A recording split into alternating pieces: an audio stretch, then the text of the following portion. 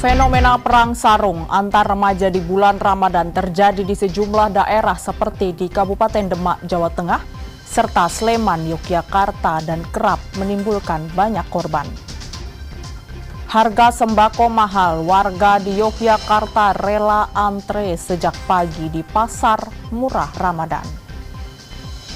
Semarang Zoo tawarkan wahana memancing ikan selama Ramadan sembari menunggu waktu berbuka puasa.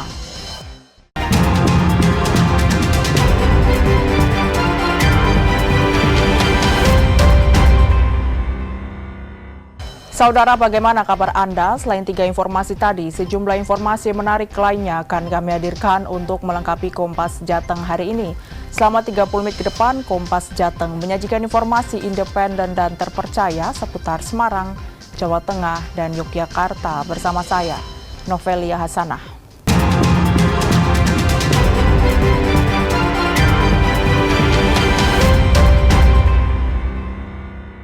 Mengawali Kompas Jateng pagi ini, Saudara, Satlantas Polres Semarang menangkap sejumlah pemuda di Lingkar Ambarawa, Kabupaten Semarang, Jawa Tengah. Mereka ditangkap lantaran diduga akan melakukan aksi balap liar. Eksklusif ratusan pengendara balap liar terjaring di Lingkar Ambarawa oleh Polres Semarang. Peristiwa balap liar ini terjadi pada Rabu sore menjelang buka puasa. Sejumlah pemuda ditangkap dan diminta mendorong sepeda motornya untuk dibawa ke kantor Satlantas Polsek Ambarawa. Dalam razia ini, polisi menyita 118 sepeda motor. Kegiatan tadi sore kita lakukan penindakan terhadap kendaraan berdasarkan laporan dari masyarakat di jalur Lingkar Ambarawa sering terjadi trek-trekan ataupun balap liar. Hasilnya dan? Hasilnya sementara kurang lebih ada ratusan motor yang sudah kita amankan. Selanjutnya kita bawa ke Polsek Ambarawa untuk dilakukan penindakan dengan tilang. Untuk memberi efek jera, kendaraan yang disita akan diberi sanksi penilangan. Tim Liputan Kompas TV, Kabupaten Semarang, Jawa Tengah. Sorotan lainnya, Saudara. Bulan Ramadan yang seharusnya menjadi momentum bagi umat Islam untuk berbuat kebaikan justru diwarnai dengan aksi tawuran antar remaja yang dikenal dengan perang sarung. Aksi ini pun kerap menimbulkan banyak korban dalam kejadian ini.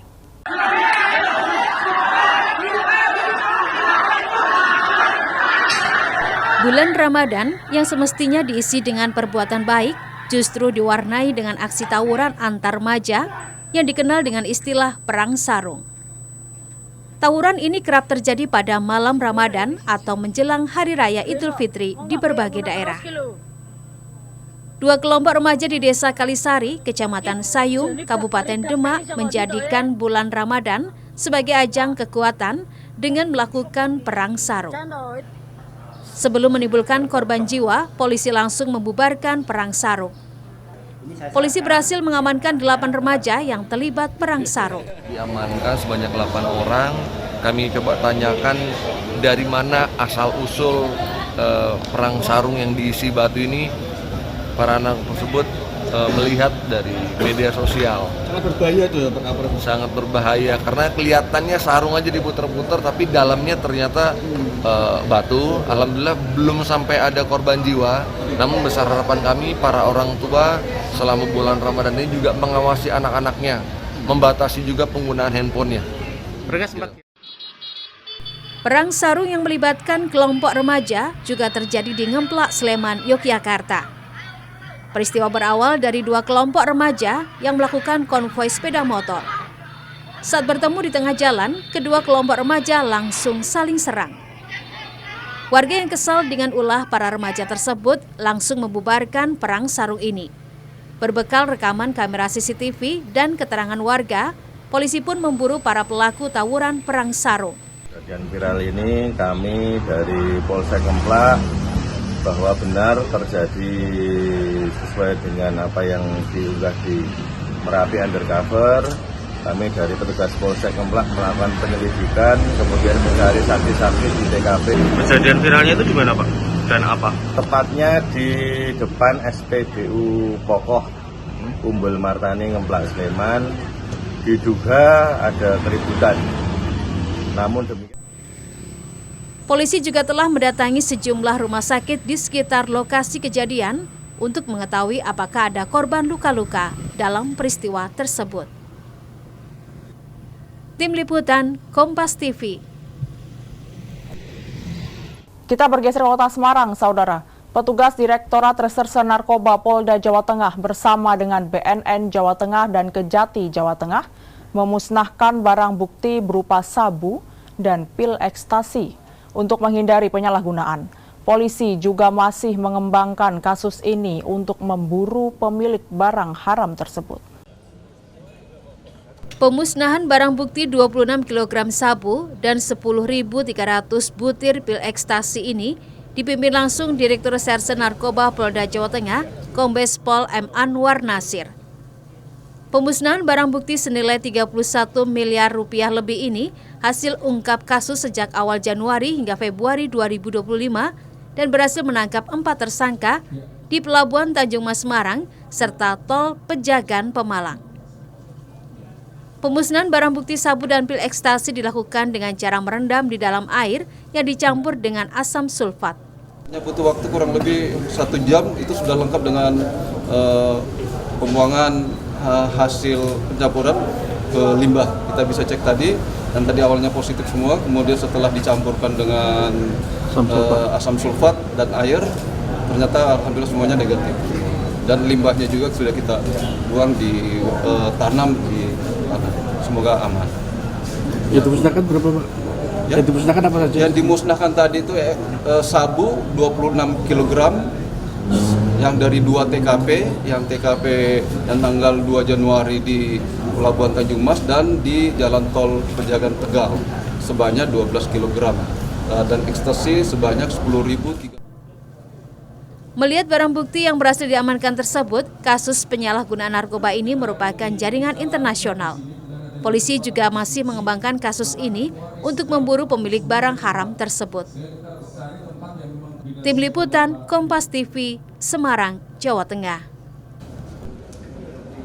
Harga sembako mahal, warga di Yogyakarta rela antre sejak pagi di Pasar Murah Ramadan. Nantikan informasinya usai jeda.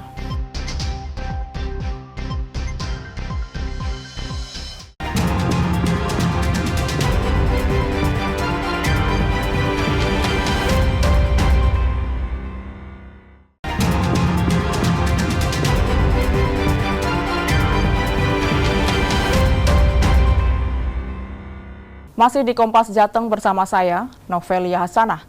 Hujan deras yang mengguyur di Kabupaten Banyumas menyebabkan sebuah tebing longsor. Akibat peristiwa ini, 3 rumah warga rusak berat. Tebing setinggi 7 meter dengan panjang 15 meter di Desa Cilangkap, Kecamatan Gumelar, Kabupaten Banyumas, Jawa Tengah, longsor pada Kamis malam dan menimpa 3 rumah warga. Akibat tertimpa material longsoran, 1 rumah warga nyaris rata dengan tanah. Longsor terjadi akibat hujan deras dan tebing yang berada di samping 3 rumah warga tiba-tiba longsor dan ambruk mengakibatkan tembok jebol. Saat longsor terjadi, para penghuni rumah tidak ada di dalam rumah sehingga tidak ada korban jiwa dalam musibah ini. Alhamdulillah istri saya lagi beli tahu di sini katanya. Di sini. tadinya di dalam terus keluar. Iya, lagi masak. Baru. Keluar itu belum lagi nunggu Pak tukang tahu. Setelah beli, lagi beli katanya langsung bunyi dor katanya terus berasap. Nah itulah. Akibat kondisi rumah rusak berat dan tidak bisa ditempati, warga korban longsor terpaksa mengungsi ke rumah kerabat ataupun di rumah tetangga yang dinilai lebih aman. Tim Liputan Kompas TV, Banyumas, Jawa Tengah. Kita ke informasi lainnya, Saudara. Pemerintah Kota Yogyakarta menggelar operasi Pasar Ramadan di sejumlah lokasi.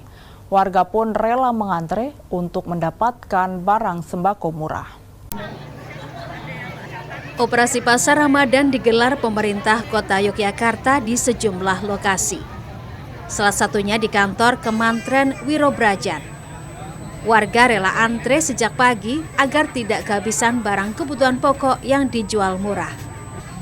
Pada operasi Pasar Ramadan kali ini, pemerintah Kota Yogyakarta menyediakan beragam kebutuhan pokok seperti minyak goreng, gula pasir, beras, telur, bawang merah, dan bawang putih dengan harga di bawah harga pasar. Buat Ramadan. Buat Ramadannya lebih murah atau gimana yang disediakan?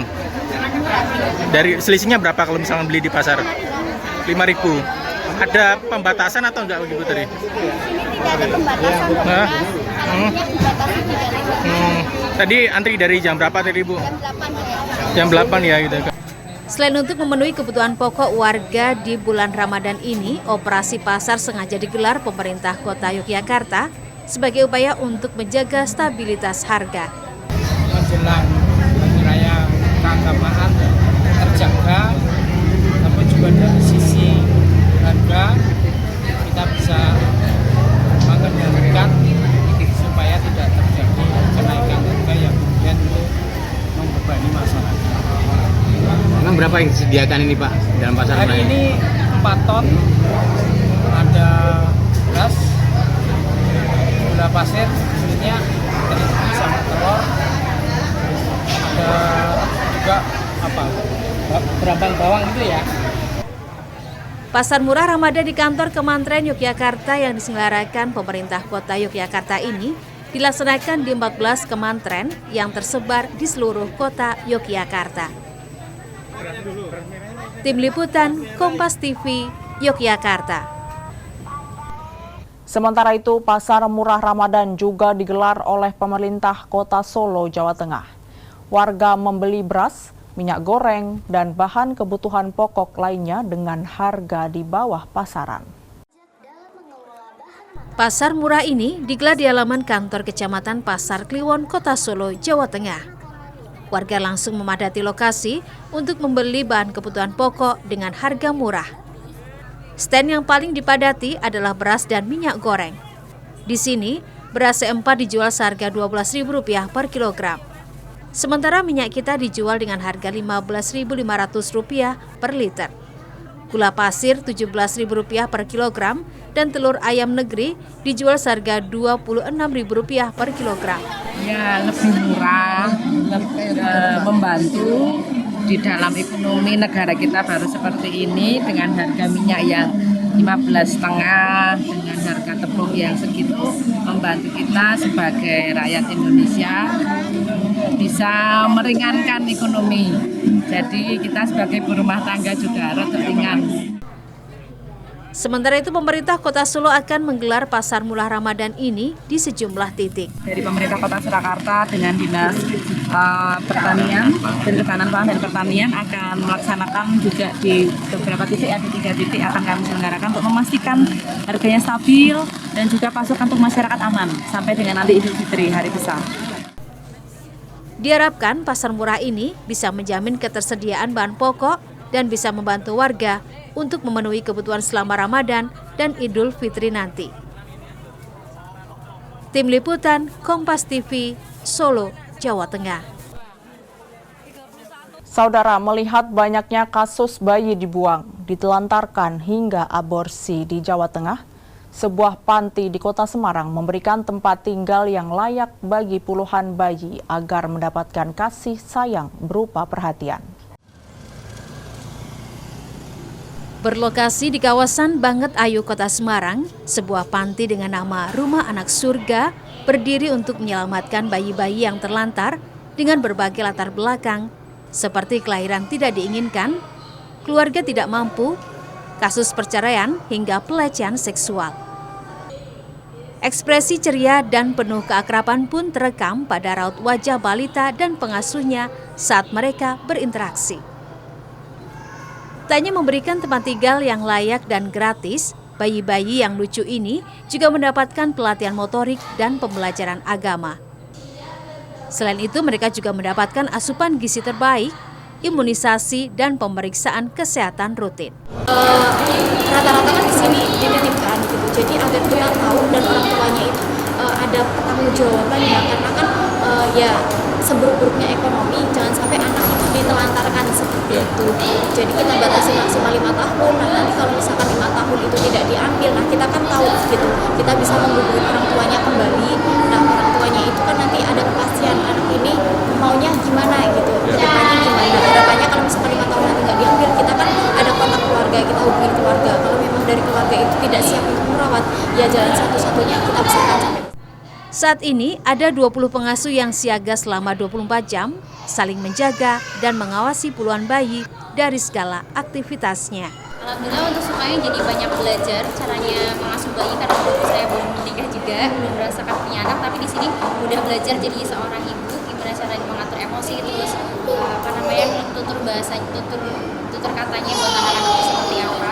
Kalau untuk dukanya di sini karena mungkin belum ada pengalaman tersendiri ya, jadi buat saya pribadi masih terkadang emosinya tuh masih tinggi juga gitu, kadang buat ke anak-anak gitu, tapi di sini sambil belajar juga sih. Di rumah anak surga ini saat ini ada 27 balita yang diasuh dan dirawat, dengan rincian 19 balita sudah bisa berjalan dan 7 bayi dirawat dalam ruangan tersendiri. Dan dari sejumlah kebutuhan untuk balita dan bayi, yang paling dibutuhkan adalah susu dan popok. Tim Liputan Kompas TV, Semarang, Jawa Tengah. Semarang Zoo tawarkan wahana memancing ikan sembari menunggu waktu berbuka puasa. Nantikan informasinya usai jeda.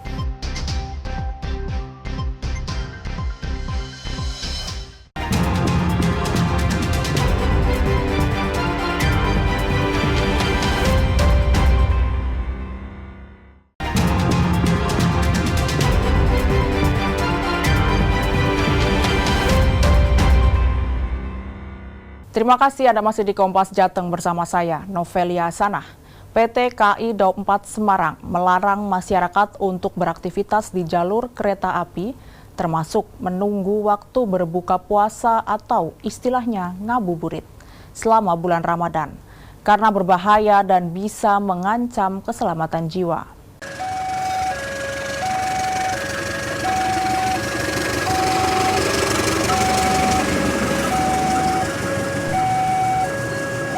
Larangan tegas tersebut disampaikan oleh Humas PT KAI Daup 4 Semarang, Pranoto Wibowo, untuk kelancaran perjalanan kereta api. Selain itu, warga juga diingatkan bahwa jalur kereta api bukanlah tempat untuk kegiatan. Karena selama Ramadan, fenomena menunggu waktu berbuka puasa atau ngabuburit sembari beraktivitas di jalur kereta api kerap dilakukan oleh warga. Dan aturan mengenai larangan beraktivitas di jalur rel kereta api diatur dalam Undang-Undang Nomor 23 Tahun 2007 tentang Perkeretaapian. Ingatkan masyarakat yang beraktivitas di jalur KA sambil menunggu waktu berbuka atau ngabuburit untuk kita lakukan sosialisasi agar tidak berkegiatan di jalur KA. Kami juga meminta partisipasi masyarakat yang apabila menemukan warga yang ngabuburit di jalur KA agar ditegur supaya tidak melakukan kegiatan ngabuburit, karena itu sangat membahayakan keselamatan diri sendiri ataupun perjalanan kereta api. Sebagai upaya pencegahan, KAI akan rutin memberi sosialisasi kepada masyarakat dan meningkatkan patroli keamanan di area jalur kereta api. Tim Liputan Kompas TV, Semarang, Jawa Tengah. Sementara itu, bagi Anda mancing mania di bulan Ramadan ini, Anda bisa mencoba wahana memancing ikan di tempat rekreasi wahana Semarang Zoo. Sembari menunggu waktu berbuka puasa, hanya dengan membayar tiket masuk Rp10.000, Anda bisa memancing dan mendapatkan ikan seberat 5 kg jika beruntung. Masih bingung mau melakukan kegiatan apa sembari menunggu waktu berbuka puasa atau ngabuburit? Mungkin memancing ikan bisa menjadi pilihan. Dan di tempat rekreasi Semarang Zoo di bulan Ramadan ini menawarkan wahana memancing ikan di danau buatan seluas 500 meter persegi yang berada di Kompleks Semarang Zoo. Dan jika beruntung, Anda bisa membawa pulang ikan patin seberat 5 kg, bahkan bisa lebih, hanya dengan membayar tiket masuk Rp10.000 saja. Berangkat ke sini hari Senin, hari pertama, terus hari kedua teman-teman ke sini, terus harinya terus ke sini hari ini lagi. Pas hari pertama nggak dapat, lepas ini kok alhamdulillah malah dapat 2 hari. Gede Mas. Ini sambil nunggu buka puasa atau seperti apa? Sambil nunggu buka puasa ada ngabuburit. Ngabuburit mancing di Semarang Yu, pancen top. Ya, karena ini ada event di bulan Ramadan ini, danaunya boleh dipancing umum. Biasanya dilarang. Dan karena event Ramadan puasa ada pengumuman di medsos, ya udah sekalian ngabuburit, sekalian mancing. Siapa tahu dapat ikan. Program mancing ikan ini sengaja digelar oleh pengelola Semarang Zoo untuk meningkatkan kunjungan wisatawan di Semarang Zoo selama bulan Ramadan. Karena setiap Ramadan, jumlah kunjungan wisatawan mengalami penurunan jika dibandingkan hari biasa. Dalam bulan Ramadan begini kan sepi pengunjung, sehingga kami membuat kreativitas ataupun inovasi kegiatan mancing di danau yang ada di Taman Satwa Semarang ini. Harapannya ada pengunjung yang datang, sekalian mungkin mau ngabuburit ataupun mau datang dari pagi sampai sore juga boleh untuk mancing di sini, karena memang ikannya memang juga sudah cukup banyak di sini, besar-besar juga. Jadi sambil hiburan juga bisa menambah pendapatan dari Taman Satwa seperti itu.